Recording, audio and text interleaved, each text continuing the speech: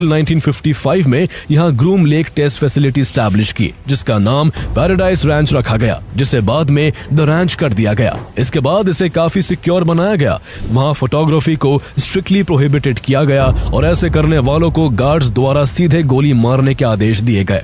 इसके अलावा इसके आसपास के 1600 स्क्वायर किलोमीटर के एरिया को रेस्ट्रिक्टेड जोन डिक्लेयर कर दिया गया और इसके आसपास किसी भी तरह की उड़ान को रोक दिया गया। रूल इतने सख्त थे कि न तो इसके ऊपर अमेरिकन एयरफोर्स का कोई एयरक्राफ्ट उड़ सकता था और न ही अमेरिका की स्पेस एजेंसी नासा की कोई सैटेलाइट उसके ऊपर से गुजर सकती थी। आगे यही इलाका एरिया 51 के नाम से फेमस हुआ। इस टेस्ट फैसिलिटी के एरिया 51 नाम रखे जाने को लेकर कई तरह की कहानियां हैं। कोई कहता है कि यहाँ प्रोजेक्ट 51 नाम का एक और सीक्रेट प्रोजेक्ट किया गया था, इसलिए इसका नाम एरिया 51 पड़ा। तो कोई मानता है कि इसे एटॉमिक एनर्जी कमीशन के नंबरिंग ग्रिड से लिया गया है और चूंकि ये एरिया 15 के पास मौजूद है, इसलिए इसका उसी से मिलता जुलता नाम एरिया 51 रख दिया गया। आगे चलकर अमेरिका ने यहाँ दुनिया की नजर से छुपकर कई U-2 एयरक्राफ्ट डेवलप किए और उनसे सोवियत यूनियन के कई न्यूक्लियर साइट्स, मिलिट्री बेसेस और कई टेस्टिंग एरियाज के बारे में पता लगाया। लेकिन इसी बीच 1 मई 1960 को अमेरिका का एक स्पाई एयरक्राफ्ट जब सोवियत के स्वर्डलोव्स के आसपास उड़ान भर रहा था, तो सोवियत ने उसे ट्रैक कर मिसाइल से शॉट डाउन कर दिया। इतना ही नहीं, सोवियत ने इसके पायलट फ्रांसिस गैरी पावर्स को कैप्चर कर लिया और उससे लंबी पूछताछ की। लेकिन इसके बावजूद अमेरिका इसे वेदर प्लेन बताता रहा, पर बाद में वो सोवियत के सामने इतना एक्सपोज हो गया कि उसे एक्सेप्ट करना पड़ा कि उसके एयरक्राफ्ट सोवियत में स्पाई उड़ान भर रहे थे। हालांकि सोवियत को एरिया 51 के बारे में कुछ भी पता नहीं चल सका।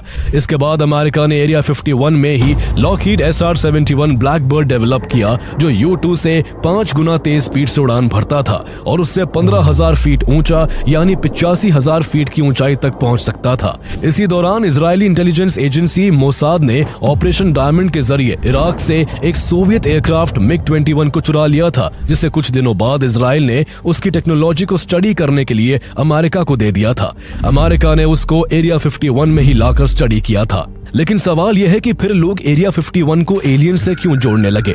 इसके पीछे कारण यह था कि 1950s में सिविलियन एयरक्राफ्ट केवल 20,000 फीट की ऊंचाई पर ही उड़ सकते थे, जबकि कोई मिलिट्री एयरक्राफ्ट ज्यादा से ज्यादा 40,000 फीट की ऊंचाई तक ही उड़ान भर पाता था। लेकिन अमेरिका द्वारा सीक्रेटली 1950s में डेवलप किया गया U-2 एयरक्राफ्ट करीब 70,000 फीट और 1970s में बना लॉकहीड SR-71 ब्लैकबर्ड 85,000 फीट की ऊंचाई तक उड़ान भरता था।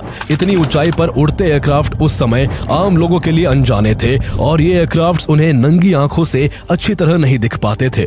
इसके अलावा अमेरिकन साइंटिस्ट इसकी टेस्टिंग अर्ली इवनिंग आवर्स में करते थे। ऐसे में जब लोगों की नजर उनकी आंखों से ओझल वेस्ट में उड़ते हुए U-2 की चमकती सिल्वर विंग्स पर पड़ती, तो वो इसे UFO समझ बैठते थे, जबकि ये U-2 के सिल्वर विंग से रिफ्लेक्ट होती डूबते सूर्य की रोशनी होती थी। 1940s में दिखने वाले ज्यादातर UFOs अमेरिका के प्रोजेक्ट मोगुल का हिस्सा थे, जिसमें हाई ऑल्टीट्यूड बलून्स पर माइक्रोफोन्स लगाकर उड़ाए जाते थे ताकि वो सोवियत न्यूक्लियर टेस्टिंग साइट को ढूंढ सके।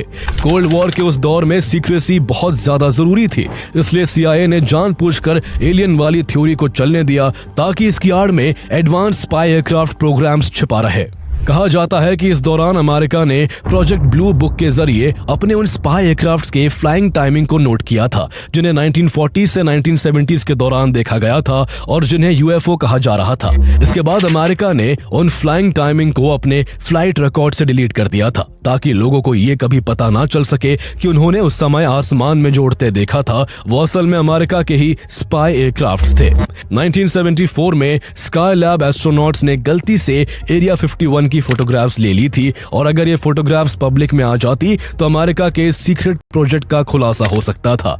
इसलिए इन इमेजेस को फिल्म रोल से हटाकर तुरंत क्लासिफाइड कर दिया गया। साल 1978 में एरिया 51 को ऑपरेशनल रखने की जिम्मेदारी CIA से लेकर एयरफोर्स को दे दी गई। इस दौरान अमेरिका में लगातार एरिया 51 की एलियंस और UFO से जोड़कर बात की जाती रही और 1994 में अमेरिकन एयरफोर्स के सफाई देने के बावजूद लोग यही मानते रहे कि एरिया 51 में एलियंस पर टेस्टिंग की जाती है।